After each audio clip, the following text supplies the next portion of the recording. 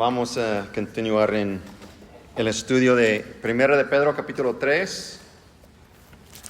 El día de hoy vamos a estar en versículos 13 a 22 al final del capítulo. Desde este punto hasta el final del capítulo 4, Pedro nos va a llamar atención a un tema de sufrimiento, de sufrir, padecer. Creo que es necesario recordar que Pedro estaba escribiendo a los exiliados dispersos que huían de la persecución. Ellos estaban huyéndose por sus vidas. Entonces, muchas veces yo me caigo en eso también. A veces siento que la gente me están haciendo sufrir o es persecución, algo así. Pero cuando me pongo a pensar en lo que les estaba pasando a ellos, yo no temo por mi vida todavía aquí en México, en mi país. Ellos estaban literalmente huyéndose por sus vidas. Entonces hay que tomar eso en cuenta. Nadie quiere sufrir. Si quiere sufrir, levante la mano. No. Pero en nuestro mundo caído es imposible evitarlo, ¿verdad? Es imposible. Sin embargo, hay una diferencia entre el sufrimiento debido a vivir en un mundo caído y el sufrimiento por causa de Cristo. Es diferente. En el mundo general, en todos los hábitos de la vida, la gente miente, ¿verdad? Engaña, roba para salir adelante, para avanzarse. La gente hace eso. Y muchas veces ellos, si es necesario, te pisan, ¿verdad? Pisándote sobre ti para alcanzar el siguiente nivel o avanzar antes que tú. Así es el mundo. Y eso me ha pasado. Y no podía, tengo hermanos en Cristo y amigos. Es que estoy sufriendo persecución porque le dieron el trabajo a ese en vez de mí. Yo soy cristiano. No, nada más. Quizás mintió, quizás robó, quizás hizo otra cosa. Eso no es persecución. Sufrir significa simplemente sentir o soportar lo que es doloroso, desagradable o angustioso. Eso es lo que significa. Es neutral, podemos decir, ¿verdad? Persecución significa sufrir la imposición de dolor, castigo o muerte por parte de otros injustamente. Es cuando es injusto, cuando sufres por eso, es injusto. No te lo mereces. Eso es persecución. Persecución. En particular, por un credo religioso o modo de culto. Leyendo la Biblia, yo veo cuando Caín mató a su hermano Abel en Génesis, como el primer acto de eso por la fe, persecución. Y luego en el Nuevo Testamento veo la lapidación de Esteban como el primer mártir por causa del nombre de Cristo. Y ha seguido de ahí, ha continuado de ahí a lo largo de la historia.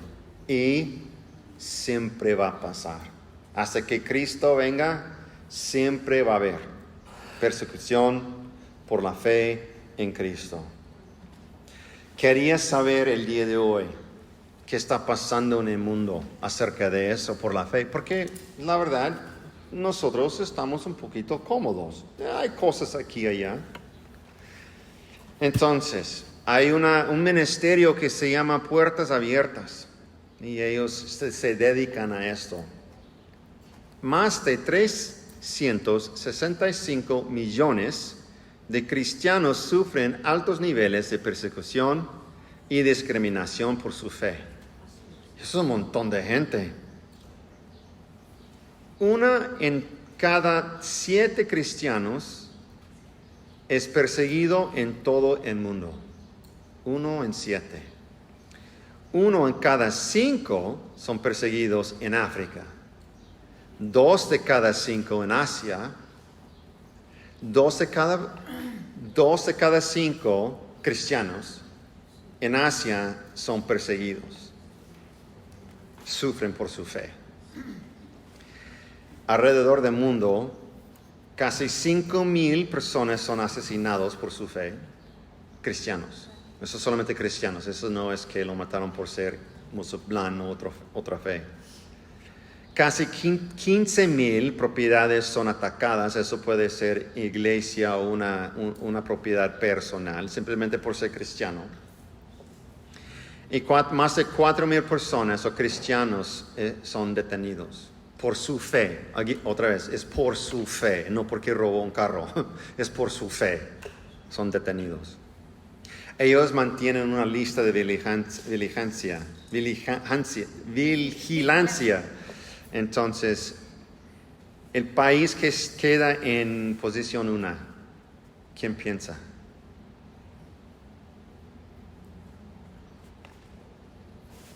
Corea del Norte, ¿verdad? Corea del Norte. Y la razón es opresión comunista o pozo comunista. O sea, por tener ese gobierno comunista opresen a los cristianos. El país que queda en lugar 2, Somalia. Pero eso es por los musulmanes. Número 3 es Libia. Y eso también es por Islam. De hecho, en la lista de 1 a 10, 8 de los países, los cristianos son oprimidos por la opresión islámica. Entonces, por Islam. Y 35 de los 50, la lista es de 1 a 50, 35 de los 50 es por Islam. Obviamente eso es los que atacan más a los cristianos. De mi perspectiva, mi punto de vista, lo que fue interesante es que los Estados Unidos no están en la lista. O sea, no hay suficiente persecución por ser cristiano que no está en la lista. Pero lo que sí era muy interesante para mí, ahora más que nunca, es que México queda en número 37 en esta lista. Ahora, hay una gran diferencia entre 37 y Corea del Norte. Por ejemplo, el año pasado creo que fueron nada más 18 personas que murieron por su fe. 18. Triste, pero no es como norte de Corea o África, ¿verdad? Dijeron, hay 3 áreas claves: corrupción y crimen organizados, opresión de clanes o la gente indígena, intolerancia secular.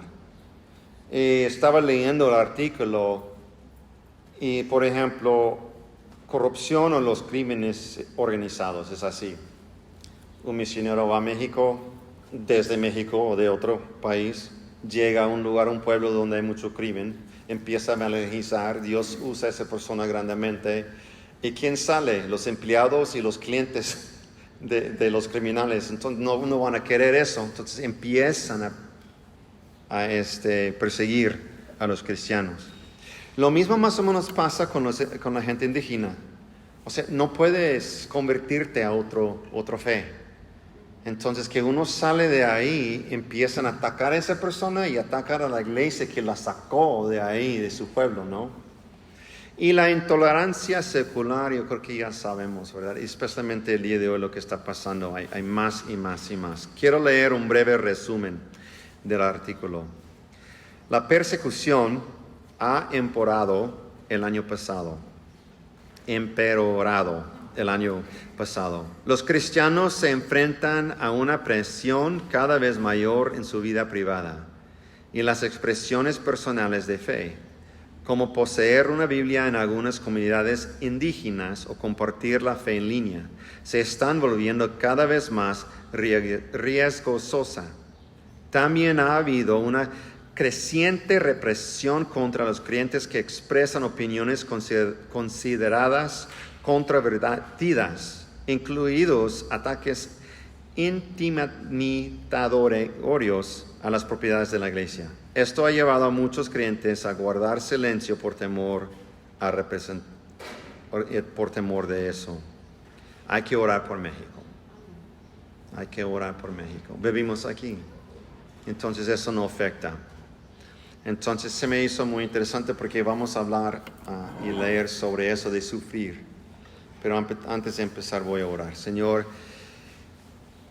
yo te pido que este servicio que podemos recibir de ti y de tu palabra, Señor, y aprender más lo que es sufrir por Cristo y así vivir una vida donde no tememos al hombre, sino a ti, Señor Dios. Y que podamos ser un testimonio, un testigo de quién es Cristo Jesús en la vida de cada uno de nosotros, Señor.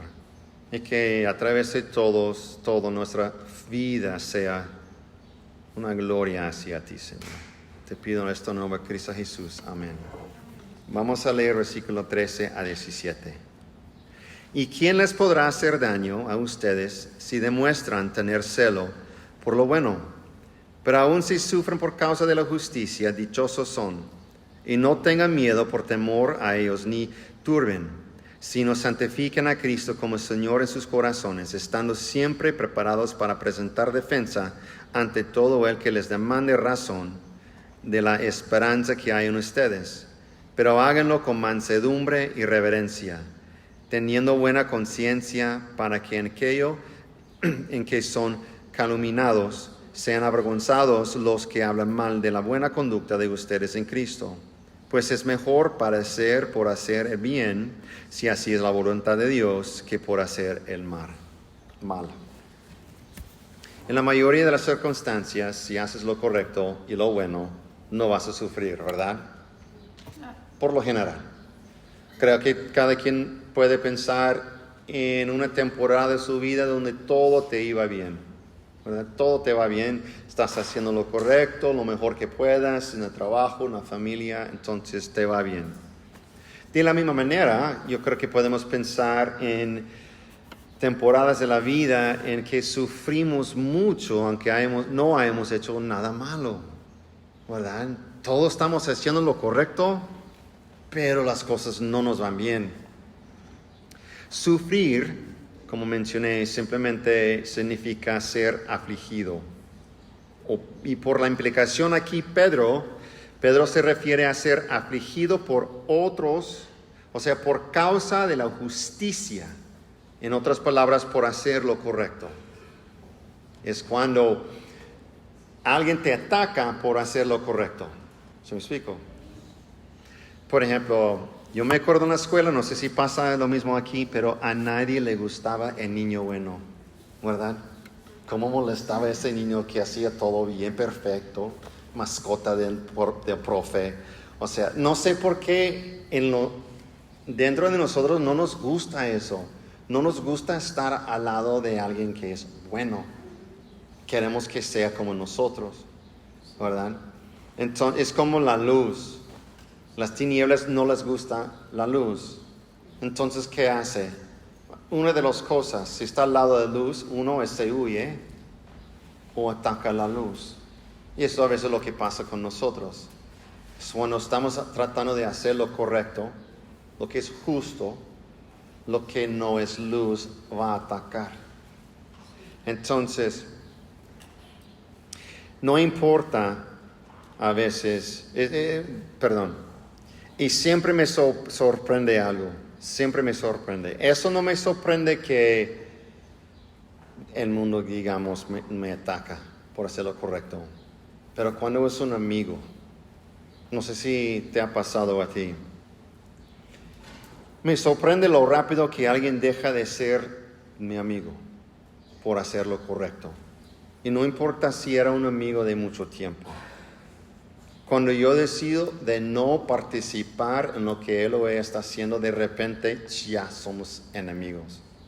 Ni siquiera tiene que ser algo completamente malvado, tampoco. Con solo tener convicciones y una voluntad lo suficiente fuerte para no cruzar una línea, ya de repente yo soy su enemigo. Estamos caminando con amigos y yo digo, aquí freno, y esa persona de repente ya no quieren tener nada conmigo porque ya no soy como ellos ya. Como, pues, ¿te acuerdas de toda esa historia atrás? Es interesante. Y tristemente, muy tristemente, esto también a veces sucede incluso dentro de la iglesia. Me ha pasado. Cuando vivimos una vida de integridad, virtud y pureza, podemos esperar persecución de aquellos que no lo son. Ha pasado. Pero hay que recordar algo muy importante que dice las Escrituras. Todos los que quieren vivir piadosamente en Cristo Jesús serán perseguidos. Eso es 2 de Timoteo 3:12. Todos los que quieren vivir piadosamente en Cristo Jesús serán perseguidos. No dice que tal vez sean perseguidos, dice serán, va a pasar. No es decir toda la vida, cada año, cada mes, no. Pero si estamos tratando de vivir una vida piadosa, de vez en cuando vamos a ser perseguidos. Eso es lo que dice la palabra de Dios. Pero para mí, me gusta. No en el sentido porque me gusta sufrir, no. Pero para mí es una afirmación que estoy haciendo lo correcto, que estoy tratando de caminar como mi Salvador caminó, de caminar en sus pies, en sus huellas digitales, siguiéndole a Él. Porque si no, el mundo me amaría, ¿verdad? Entonces, no me gusta sufrir, no está divertido, pero sí de una manera es una afirmación que estoy haciendo lo correcto. Sin embargo, si sufrimos por hacer lo correcto, Pedro dice que no debemos temer ni turbarnos. ¿Por qué? Mateo 10:28 dice, no teman a los que matan el cuerpo, pero no pueden matar el alma. Más bien teman a aquel que puede hacer perecer tanto el alma como el cuerpo en el infierno. Ustedes no son cuerpo. Ustedes no son lo que de sus posesiones. Somos un alma. Esa es la única cosa que es eterna. No el carro, no la casa, no este cuerpo, gracias a Dios. Vamos a recibir otro. Es el alma. Entonces, no nos debe de importar a un cierto punto nuestro cuerpo, la casa, el carro, solamente el alma. Y es solo Dios que puede hacer algo con el alma y no el hombre. Aquellos que nos persiguen podrán quitarnos nuestras libertades, ¿ok? Posesiones, incluso nuestras vidas, ¿ok? Pero nunca podrán quitarnos nuestra alma. Y eso es lo que debería preocuparnos y debería ser nuestra motivación para hacer justicia. Los mártires que fueron antes de nosotros, eso fue lo que ellos tenían en mente. Solo lo que les importaba era el alma. Y por eso ellos podían enfrentar la persecución, ser afligido, ser perseguido. No les importaba.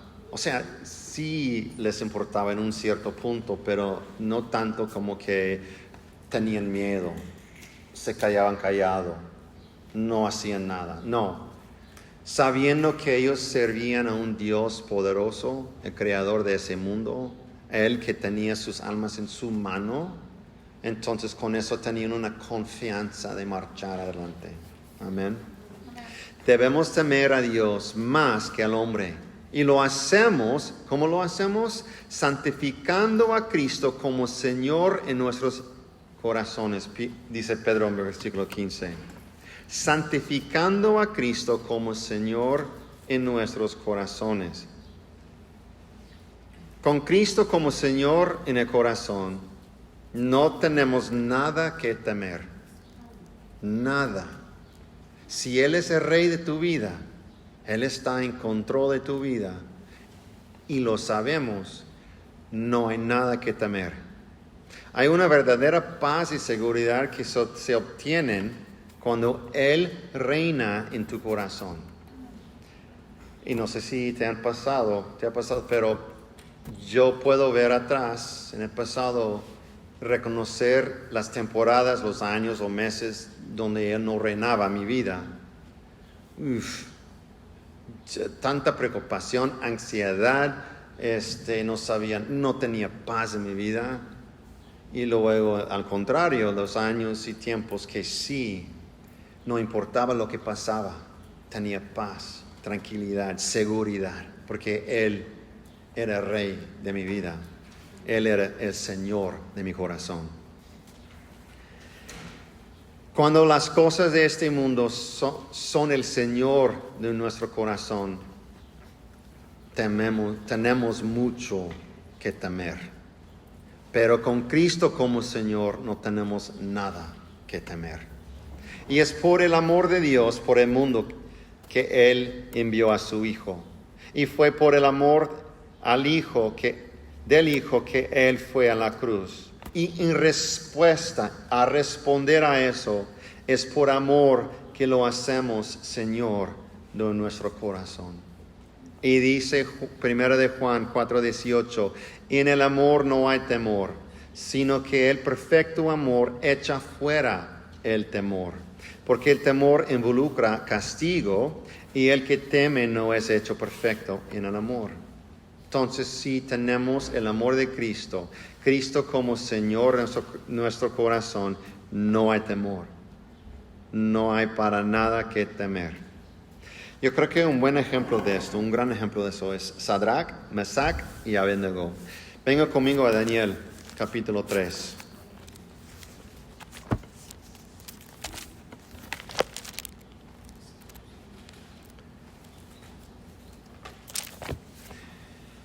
Vamos a leer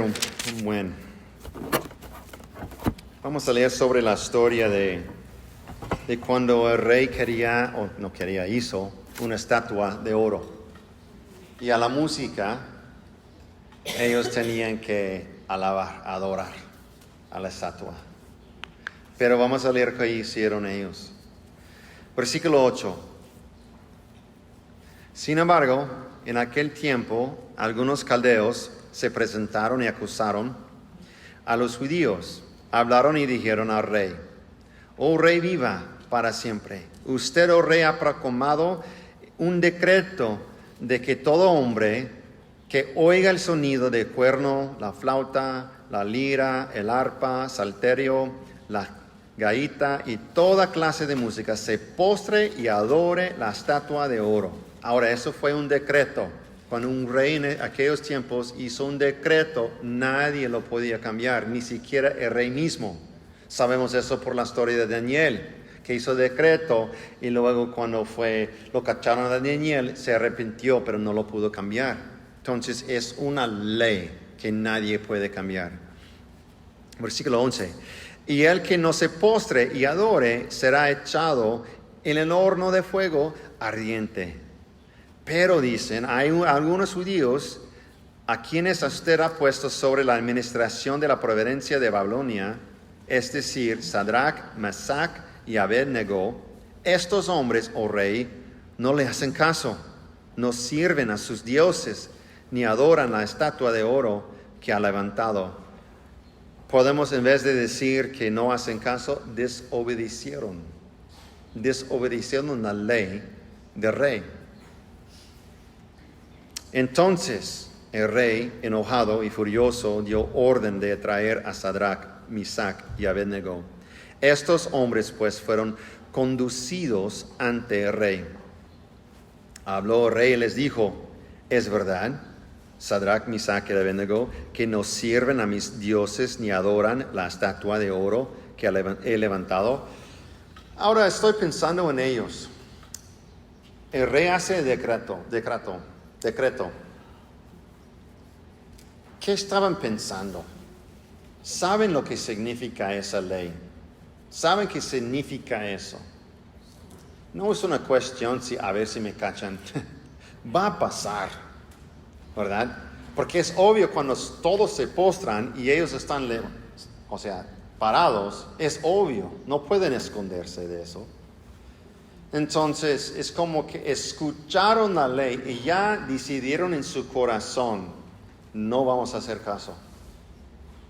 No había una cuestión en sus corazones, en sus mentes.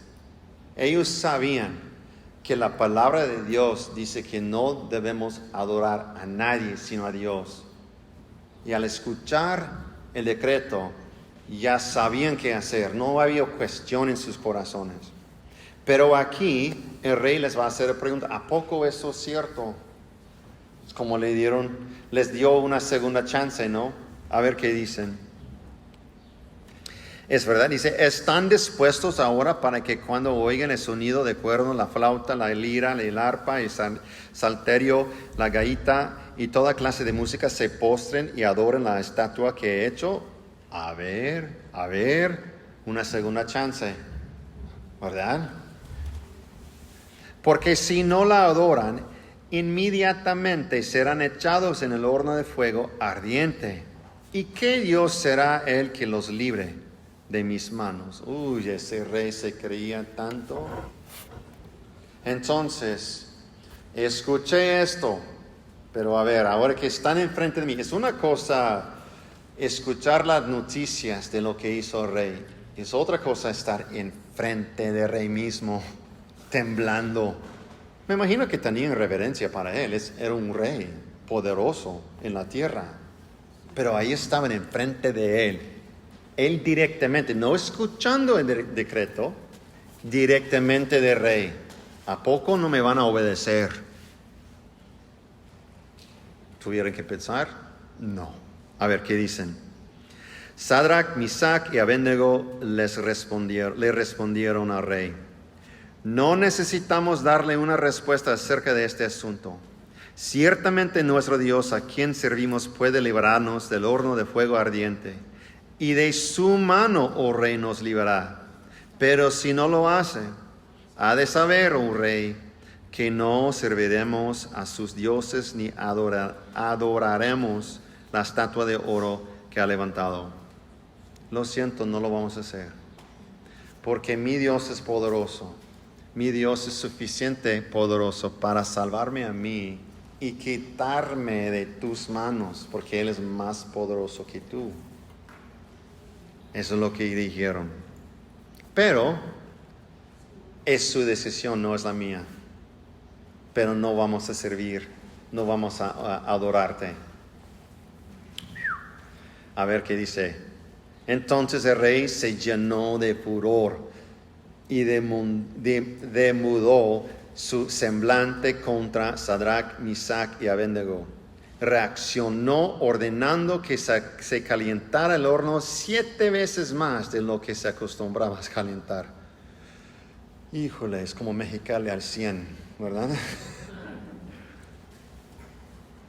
Y mandó que algunos valientes guerreros de su ejército ataran a Sadrach, Misach y Abednego y los echaron en el horno de fuego ardiente.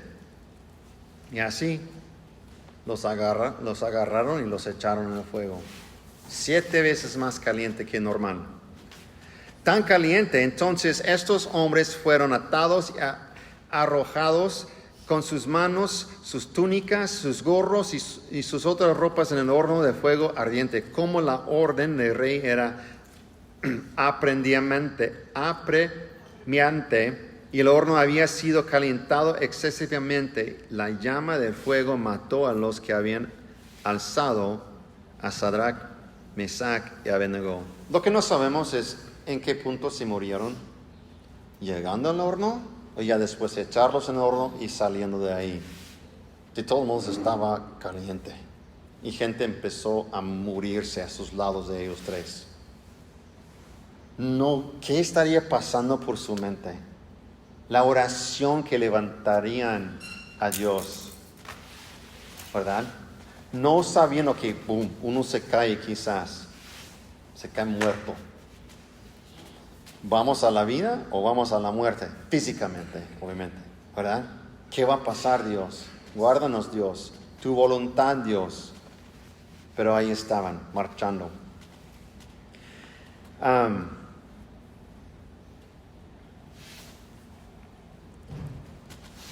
mató a los que habían alzado a ellos. Versículo 23. Pero estos tres hombres, Sadrach, Mesach y Abednego, cayeron atados en medio del horno de fuego ardiente. Entonces el rey se espantó y levantándose apresuradamente preguntó a sus altos oficiales: ¿no eran tres hombres que echamos atados en medio del fuego? Así es, oh rey, respondieron ellos. Miren, respondió el rey, veo a 4 hombres sueltos y que se pasean en medio del fuego sin sufrir daño alguno. Y el aspecto del cuarto es semejante al de un hijo de los dioses. Entonces el rey se acercó a la puerta del horno de fuego ardiente y dijo: Sadrach, Mesach y Abednego, siervos de Dios Altísimo, salgan y vengan acá. Su pregunta fue: ¿qué Dios les pueden salvar? Y mencionaron que tenemos un Dios que es más poderoso que tú. Y a ver eso, la primera cosa que dice es: siervos del Dios Altísimo. ¡Qué testimonio! Pero qué fuego y qué miedo. O sea, pero qué testimonio. Dice en... ¿dónde está?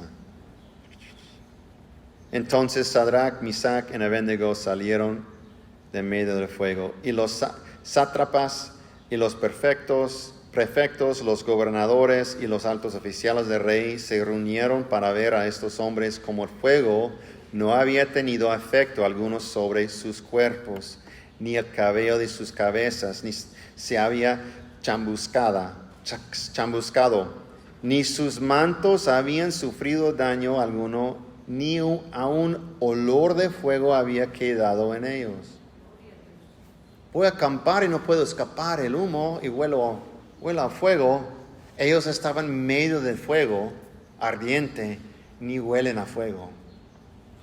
Entonces el rey dijo: bendito sea el Dios de Sadrach, Mesach, Abednego, que ha enviado a su ángel y ha liberado a sus siervos que confiando en él, desobedecieron la orden del rey y entregaron sus cuerpos antes de servir y adorar a ningún otro Dios excepto a su Dios. Por tanto, esto es el rey hablando, proclamo un decreto de que todo pueblo, nación o lengua que diga blasfemia contra el Dios de Sadrach, Mesach y Abednego sea descuartizado y sus casas reducidas a escombros, ya que no hay otro Dios que pueda liberar de esta manera. Entonces el rey hizo prosperar a Sadrach, Mesach y Abednego en la provincia de Babilonia. Por el testimonio de estos 3 hombres, que estos 3 hombres fueron fieles a Dios, que temaban más a Dios que al hombre. No importaba quién fuera el hombre, el rey de la tierra. No importaba lo que les pedía ese rey. No iban a ser fiel a nadie más, sino a Dios. Y por eso, no nada más el rey reconoció que él era el Dios Altísimo, sino también un decreto que nadie más podía blasfemar a ese Dios. Y había consecuencias si lo hicieron. Eso es un buen testimonio. Eso es lo que Pedro quiere que hagamos con nuestras vidas. Que nosotros, si sufrimos por hacer lo bueno, somos bendecidos. Es porque podemos llevar ese mismo testimonio. Ahora, no creo que nadie aquí nos van a mandar al infierno. Digo, al fuego ardiente. Pero no sabemos qué va a pasar en el futuro. ¿Qué nos van a llamar a hacer? O van a querer que hagamos. Entonces puede ser una ley. Puede ser un jefe. Puede ser alguien en la familia que no es creyente, que quiere que haga. Ándale, por la familia, por tu sangre. Lo siento, no puedo, por el amor de Dios, ¿verdad? No vamos a cruzar esa línea, no importa, pase lo que pase con nuestras vidas, no importa. Además de tener temor y reverencia para Dios, vemos que estos tres señores dieron testimonio de quién es Dios. Llamaron atención al poder y la autoridad de Dios sobre todo, incluso sobre el rey. E incluso el destino de sus vidas. Pedro nos instruye a hacer lo mismo. Dice, al estar siempre preparados para presentar defensa ante todo el que les demande razón de la esperanza que hay en ustedes. Eso es lo que hicieron ellos tres. Que Dios los puede rescatar. Dieron una respuesta de la esperanza que ellos tenían. No es el evangelio como conocemos el día de hoy, pero fue lo que ellos conocían. Cuando elegimos la justicia sobre la maldad, sorprenderá. Cuando sufrimos por causa de la justicia y nos cedemos, llamará la atención. Y por lo tanto, debemos estar preparados. Sin embargo, debemos tener cuidado con la manera en que compartimos el evangelio, ¿verdad? Pedro dice que debemos hacer esto con mansedumbre y reverencia. Hemos hablado en el pasado sobre nuestro camino con Cristo. Como caminar cristiano puede apoyar o arruinar nuestro testimonio, ¿verdad? Pedro aquí también incluye la manera en que nos comunicamos el evangelio, nos comunicamos con los demás. Puede apoyar o arruinar nuestro testimonio o el mensaje. Debemos ser humildes y reverentes en la manera en que interactuamos con aquellos que nos acusan. Sabemos dos cosas por las Escrituras: que el mensaje de cruz es locura para el mundo y que la verdad puede resultar ofensiva, o sea, es una ofensa. Mi lema es esto: que el mensaje sea necedad o ofensivo, pero que las palabras y las acciones mías no lo sean. Yo no quiero ofender, aunque el mensaje ofende, ¿verdad? Porque continúa diciendo Pedro, es mejor padecer por hacer el bien, si así es la voluntad de Dios, que por hacer el mal. Pedro está diciendo que si vamos a sufrir, que suframos por hacer el bien y no por hacer el mal. Recuerden, el sufrimiento es neutral. Podemos sufrir dificultades debido a las consecuencias de nuestras acciones o podemos sufrir persecución por nuestra fe en Cristo. Yo elijo a Cristo y yo sigo su ejemplo. Y ahora Pedro va a contarnos de su ejemplo de Cristo, versículos 18 a 21. Porque también Cristo murió por los pecados de una sola vez, el justo por los injustos, para llevarnos a Dios, muerto en la carne, pero vivificado en el Espíritu. En el Espíritu también fue y predicó a los espíritus encarcelados, quienes en otro tiempo fueron desobedientes cuando la paciencia de Dios esperaba en los días de Noé durante la construcción del arca, en la cual unos pocos, es decir, 8 personas, fueron salvadas por medio del agua. Y correspondiendo a esto, el bautismo es ahora los salva a ustedes, no quitando la suciedad de la carne, sino como una petición a Dios de buena conciencia mediante la resurrección de Jesucristo. Cristo no solo sufrió por hacer el bien, Él es bueno y sufrió por todo el mal que tú y yo hicimos. Él es, en este versículo, el justo y nosotros somos los injustos y Él murió por nosotros. Y lo hizo una sola vez. Una vez. Y nunca fue necesario repetirlo como los sacrificios de la ley. Y fue para todo, no por algunos pecados, no una porción de tus pecados, 75 de tus pecados y tienes que hacer los 25. Una sola vez por todo el pecado. Hebreos 9 dice así, Hebreos 9:23.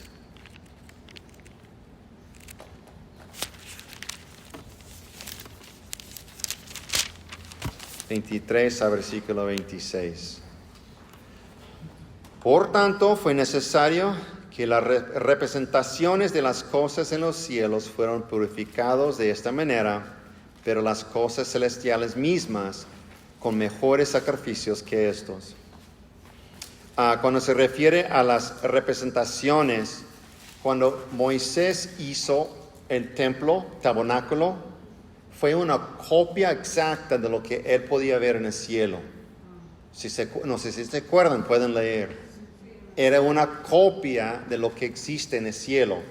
Entonces fue necesario que las representaciones de las cosas en los cielos fueron purificadas de esta manera, con sangre. Empezó con Moisés, luego Aarón y luego todos los levitas, que evitan la oración, que le evitan el estudio bíblico. Pero las cosas celestiales, o sea, el original, con mejores sacrificios que estos, que será la sangre de Cristo. Versículo 24, porque Cristo no entró en un lugar santo hecho por manos, no entró al templo de la tierra, sino en un lugar santo hecho, una representación de la verdadero, sino en el cielo mismo, para presentarse ahora en la presencia de Dios por nosotros. Él entró al lugar santísimo con su propia sangre ante el trono, y ahí estaba Dios.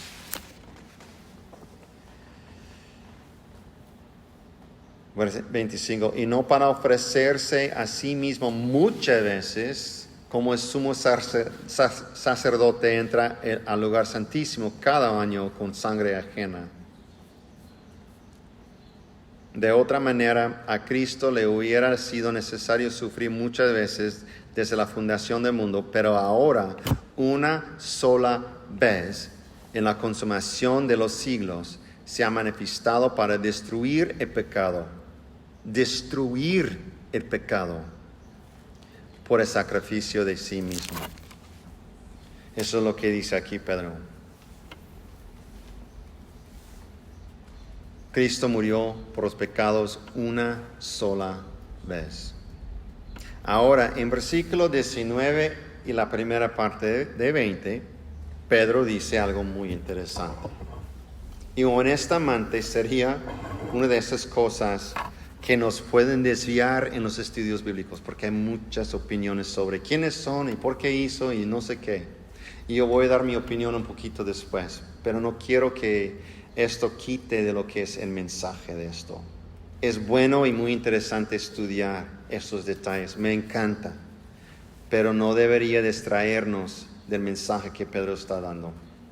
El mensaje es esto: hay salvación mediante la resurrección de Cristo Jesús.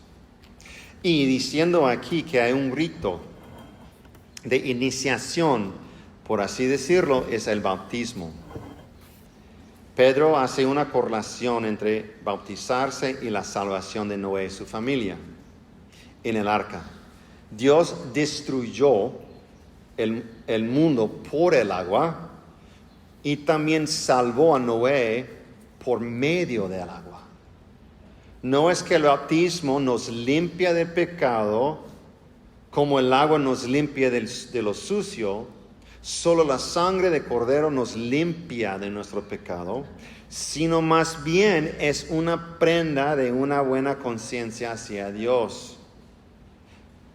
Cuando somos bautizados, nos comprometemos ante Dios. Es un compromiso. Estamos dedicando nuestra vida a Él. De manera similar a cuando nos comprometemos con nuestros cónyuges, al ponernos un anillo, ¿verdad? Después de casar, estoy ante Dios y ante el mundo haciendo un pacto que ya soy de mi pareja. Entonces, bautizarse es lo mismo. Ya soy de Cristo. Ya pertenezco a Él y a nadie más. Y y no sé si, me imagino que ya practicaron, pero en unas semanas vamos a bautizar a 2 personas aquí. A Pedro, no este Pedro, sino este Pedro, y a Ezequiel. Entonces, si alguien más se interesa estar bautizado, que vengan a hablar conmigo. Quizás fueron bautizados de niño y ahora con tu camino con Cristo es diferente, lo que entienden es diferente y quieren como rededicar tu vida. Amén, vengan conmigo. O quizás nunca fuiste bautizado. Está bien, yo creo que, ¿qué dijimos? ¿El 17 de julio? ¿O era 21? Es como en 3 o 4 semanas, algo así, aparte de hoy. Entonces, vengan a hablar conmigo, vamos a hacerlo aquí, después del servicio, quizás durante el servicio.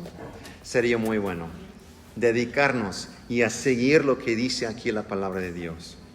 Ahora, brevemente, para cerrar, yo quiero hablar acerca de esos espíritus que dice aquí en versículo 19. Así que los que sufren conforme ¿dónde está? Este es capítulo 4.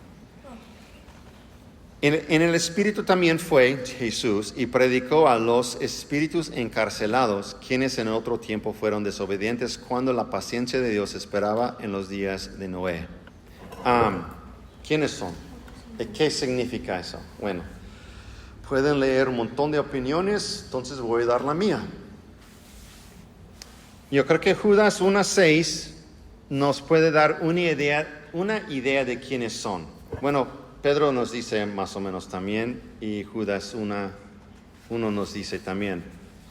Y a los ángeles que no conservaron su señorío original, sino que abandonaron su morada legítima, los ha guardado en prisiones eternas bajo tinieblas para el juicio de gran día. Entonces hay unos espíritus que están encarcelados, no andan libres, están en prisión.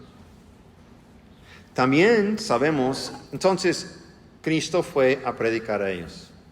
También sabemos que en Efesios 4, que Pablo nos cuenta que Jesús descendió a las partes más bajas de la tierra y liberó a los cautivos, ¿verdad? Entonces sabemos que Jesús fue predicado no solamente aquí en la tierra, sino que también en prisiones espirituales, en las partes más bajas de la tierra, en otros lugares. ¿Pero por qué? ¿Por qué eso pasó? Otra vez es mi opinión solamente. Filipenses 2:10 dice que ante el nombre de Jesús toda rodilla se doblará, ¿verdad? Cada rodilla. Sí, cada rodilla. Y Marcos 16:15 dice que Jesús ordenó que el evangelio sea predicado a toda la creación, ¿verdad? Mateo 28 es donde dice que vayan y hacer discípulos bautizándolos, pero Marcos 16 dice vayan y prediquen el evangelio a toda creación. Bueno, en griego esa palabra creación significa a todas las cosas o seres creados. Seres creados, todos. No dice ahí todos los seres humanos, los seres creados. ¿Quién más es creado? Ángeles, espíritus, ¿verdad? Entonces, como nosotros no somos omnipresentes, tampoco omniconscientes, no podemos saber todo, necesitamos ¿qué? Escuchar el evangelio. También ellos.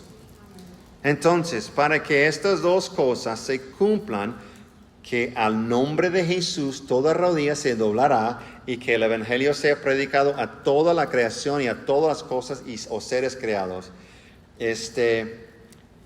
él tenía que estar, su nombre tenía que estar predicado y nadie más pudo haber ido ahí sino él, ¿verdad? Ya que una vez eso pasó, ya nada más nosotros que somos vivos, ¿verdad? Desde en adelante, pero antes. Entonces eso es lo que yo pienso, simplemente para cumplir esa palabra de Dios, al escuchar el nombre de Cristo, porque antes de que llegara Cristo, nadie había escuchado su nombre, ni siquiera los ángeles. Y tenían que escuchar. Porque aquí dice que prediquen el Evangelio a toda la creación. Moisés no se va a ir abajo en prisión, Noé tampoco. Entonces Jesús tenía que hacerlo. Eso es mi opinión solamente. A ver qué dice Dios cuando vayamos con Él. Bueno, sobre todo no queremos olvidar el punto final. Versículo 22. ¿Quién, hablando de Cristo, quién está a la diestra de Dios, habiendo subido al cielo después de que le habían sido sometidos ángeles, autoridades y potestades? Él es Rey. Amén. Señor, gracias por todo lo que has hecho, Señor. No solamente lo que hiciste en la cruz, que es la gran obra, sino también lo que sigues haciendo en nuestras vidas, obrando en nuestras vidas, Señor. Y Señor, yo te pido que cada uno de nosotros siempre mantengamos en nuestros corazones tú como Señor. Y que no importe lo que pase en el mundo, Señor, cualquier ley, jefe, vecino, pariente, Señor, nunca vamos a temer, nunca vamos a tener miedo de lo que el hombre nos pueda hacer, sino que vamos a temer a ti, Señor Dios, sabiendo que nuestras vidas, nuestras almas están en tus manos y nadie te las puede quitar. Entonces te pido, Señor, que con confianza, con paz, pero también en la alegría y gozo que viene por ser obedientes a tu palabra y a ti, Señor. Gracias, Señor, en el nombre de Cristo Jesús. Amén.